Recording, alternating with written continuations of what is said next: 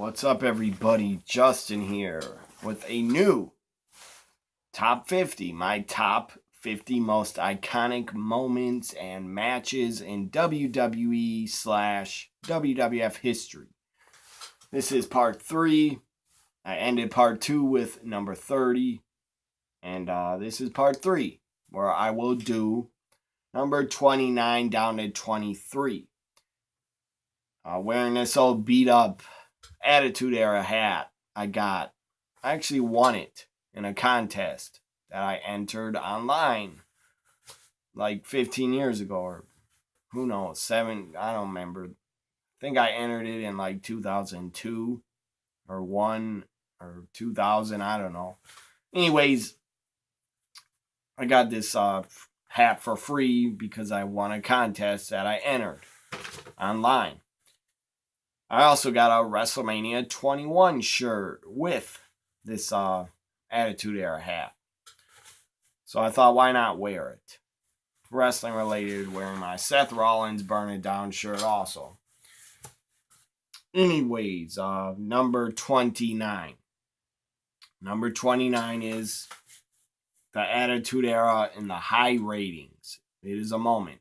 It's not a match. It's an iconic moment. Basically, the Attitude Era and the Monday Night Wars, the ratings were just so high at a peak. Everybody, just about everybody, probably every male was watching wrestling on Monday nights. And the Attitude Era and the WWF had just insanely high ratings. But they had those high ratings because of the Monday Night War. And the war with WCW, in my opinion, made the ratings even higher than they would have been. If WWF had no competition in the late 90s, the ratings wouldn't have been that high. I don't believe they would have. So the high ratings during the Attitude Era because of the Monday Night Wars is my number 29.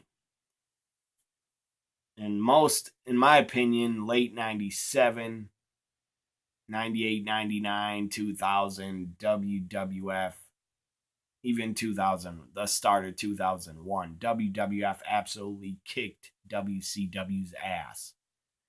Now, WCW was still good in 98.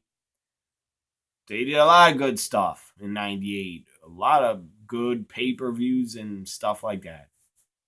But Starrcade 98 was not good. Especially having Goldberg lose a streak. That was a big mistake. That was really stupid. And then you got stupider. What you did. WCW got stupider with what they did. January 4th, 99.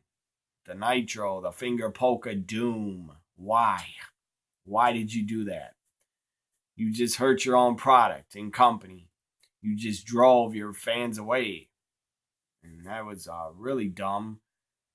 For Bischoff to tell Tony Schiavone to say, oh, on tonight, on WWF show, on Raw tonight, Mick Foley wins their world title. And then he goes something like, oh, they'll put butts in seats or something. And that was a mistake. Big mistake. So in 98, WCW is still good. Really good in my opinion. But at the start of 99, they were going downhill. Downhill and fast. Like a little snowball that kept rolling down the hill and getting bigger and bigger and bigger. And they couldn't stop themselves. Nobody could really help WCW come back in 99. They were dead in the water. They were drowning. Nobody would throw them a life vest. Nobody could. No head of creative. No new boss. No, not Vince Russo. That's for damn sure. nobody could save WCW from basically dying and drowning. I'm not putting WCW down. I am a WWE guy. I will always be.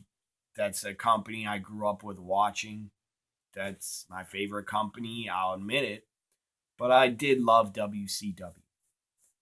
But for real, be honest with yourself if you don't agree with what I said.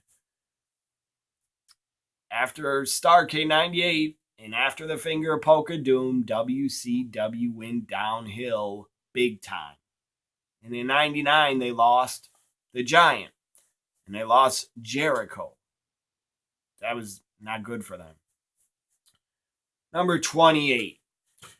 28 of my top 50 most iconic moments and matches. Number 28 is the WWF Invasion pay-per-view. 2001 WWF Invasion pay-per-view.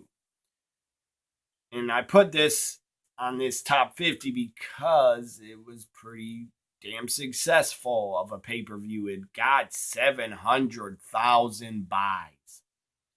Now, I don't know the exact number of pay-per-view buys that it got, how many purchased it.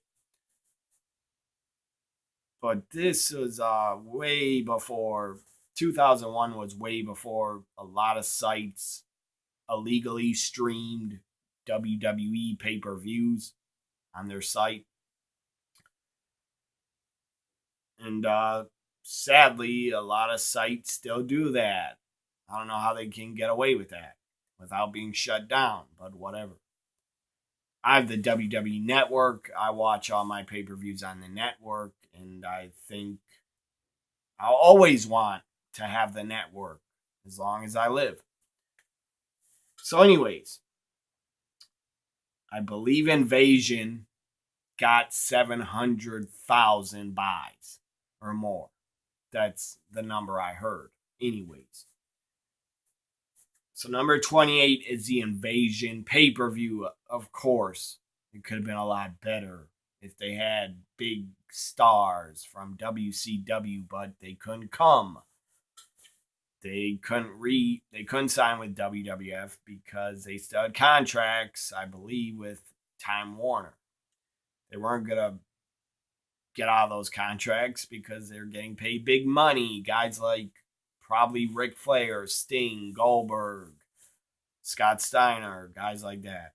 Kevin Nash, Hogan, Scott Hall. None of them could come and be a part of the Invasion pay-per-view. I wish they could have. That would have been awesome if the main event of Invasion could have been the NWO and Ric Flair and Goldberg against the top guys from the WWF. That would have been insane. That pay-per-view would have got a lot more buys. That Invasion pay-per-view would have got well over 1 million pay-per-view buys if they had guys like Sting, Goldberg, Ric Flair, and the NWO. But they couldn't. And I thought it was a good show for the talent they got from WCW. They had Booker T, they had DDP, and RVD made his pay-per-view debut on Invasion against Jeff Hardy. They had a good match. I don't remember many other WCW talents. I know Sean O'Hare and Chuck Palumbo, I believe, were a part of the show. Nobody really cared about them, sadly. So anyways, number 28 is the Invasion pay-per-view from July 2001.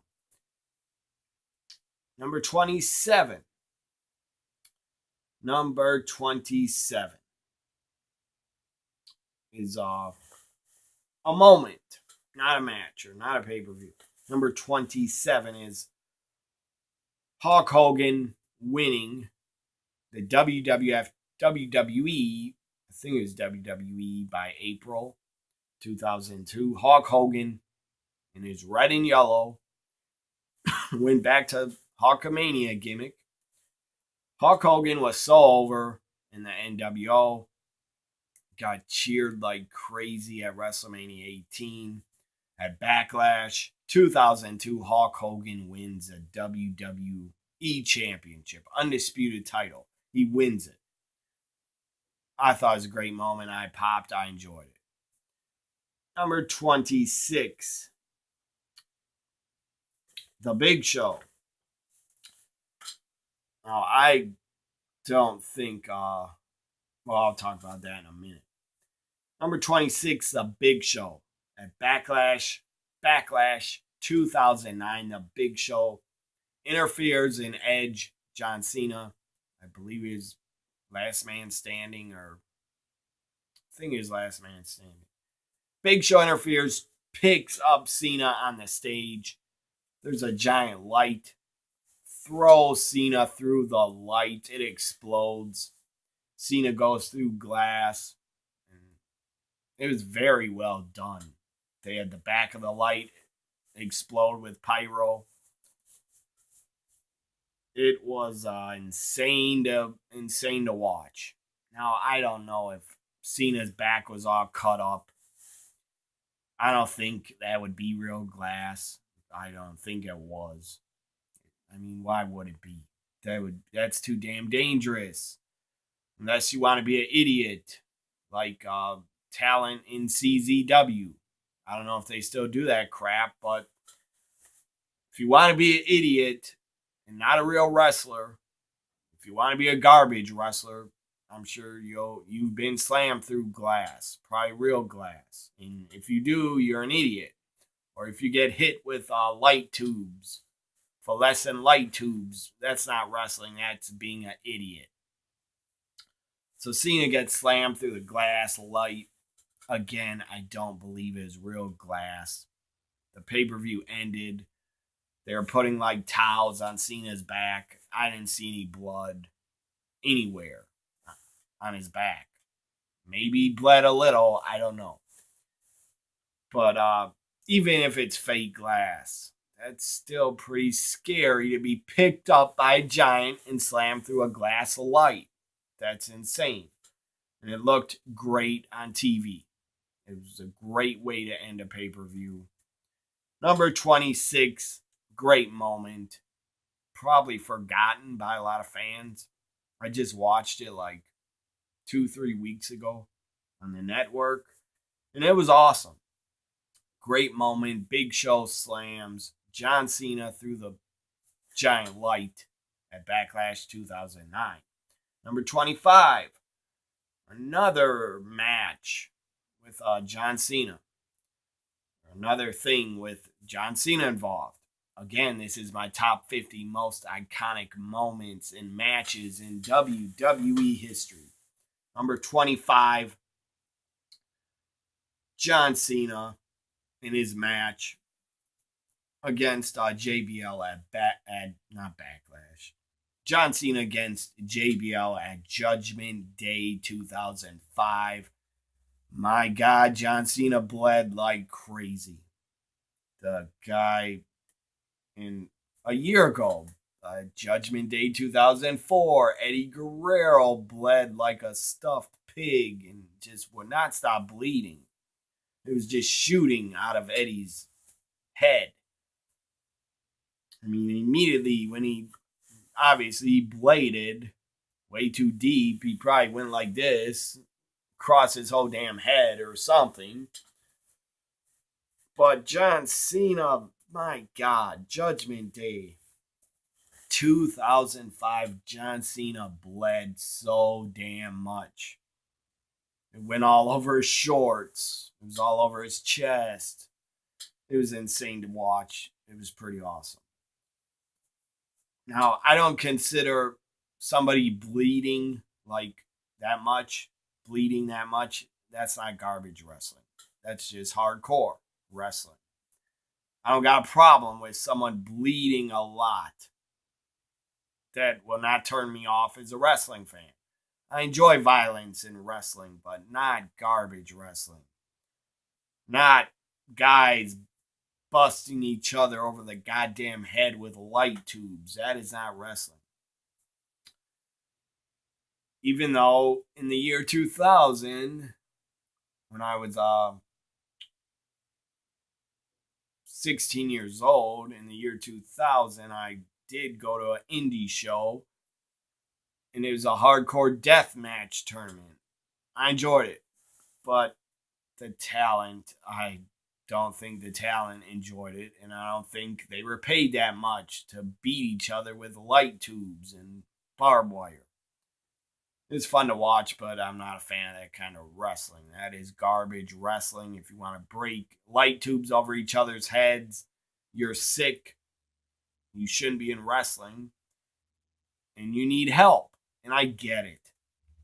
That there's a lot of different genres of wrestling, a lot of different wrestling styles, and a lot of different genres of wrestling. There's lucha libre, there's the Japanese strong style, there's the American style, there's hardcore wrestling, and then there's garbage wrestling. And I'm not a fan of it. So anyways, number 25, John Cena's match at Judgment Day 2005. It was a bloodbath. Number 24, another bloodbath, another match that was a bloodbath in WWE, and it's one of my favorite matches. Number 24, Eddie Guerrero at Judgment Day 2004. My God, what a bloodbath. Eddie against JBL again. And my God, Eddie bled a lot. Seriously, the guy must have went like across his whole head to bleed that much. It was scary. At the end of the match, Eddie was still bleeding a lot. And the guy kept fighting back. He was going on adrenaline, I'm sure. He had to be going on adrenaline. I don't know how he didn't pass out. Then it's reported Eddie Guerrero needed a blood transfusion because the guy lost so much damn blood. And I believe that. I don't think anybody lied when it was reported he needed a blood transfusion. Number 23, the final moment or match on my part 3 of my top 50. It's a moment. You could call it a moment. It was an entire episode, basically, of Monday Night Raw. The Monday Night Raw from October 1998, after Judgment Day, in your house. It was a Raw after Judgment Day. Stone Cold was fired. And then when the Raw started, and also, fun fact, it was from my hometown of Milwaukee. Sadly, I did not go. I didn't even know it was coming. Really. I didn't hear any advertisement or anything. And before this Raw, this was the first ever Monday Night Raw that came to my hometown of Milwaukee. October 98 was the first Raw they ever came. And before that, I actually went to Over the Edge 98. I was there. I would have went to Raw, but I didn't know it was coming. So anyways, number 23, the Raw episode from October 98, where Stone Cold, after Judgment Day, Stone Cold hunts Mr. McMahon. Damn good episode. And it was damn hilarious. It was a great episode of Raw. Stone Cold was hunting Mr. McMahon. Mr. McMahon was scared to death the entire show. Stone Cold eventually got to him, brought him in the ring, had an envelope put in Mr. McMahon's pocket. It was a new contract, new 5-year contract that I believe Shane McMahon gave to Stone Cold, because Shane ended up turning like babyface or turning on his father. So anyways, just at the end of that Raw, Stone Cold, I believe, tells Vince,